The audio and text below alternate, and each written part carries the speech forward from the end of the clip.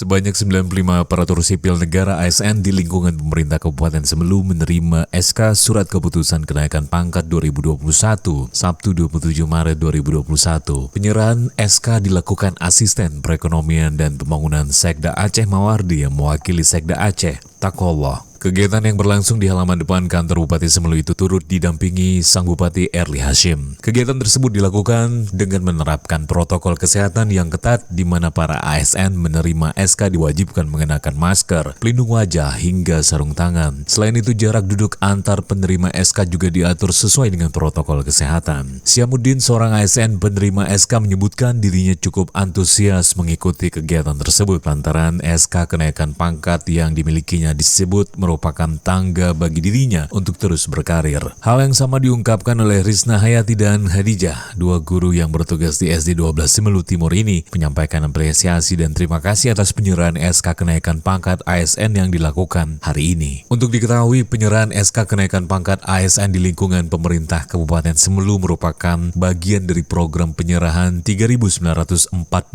SK kenaikan pangkat dan pensiun ASN se-Aceh. Penyerahan SK diawali oleh Sekda Aceh Takollah pada Kamis 18 Maret 2021 untuk para ASN yang bekerja di lingkungan pemerintah Aceh, Pemkab Aceh Besar, Pemko Banda Aceh, dan Kota Sabang. Selanjutnya, Sekda Takollah mulai bergerak mengunjungi seluruh kabupaten dan kota di Aceh untuk menyerahkan langsung SK ASN tersebut. Terakhir, penyerahan SK dilakukan Sekda untuk para ASN Pemkab Aceh Barat, Nagan Raya, dan Aceh Barat Daya, sebelum kemudian penyerahan dilakukan untuk Semelu.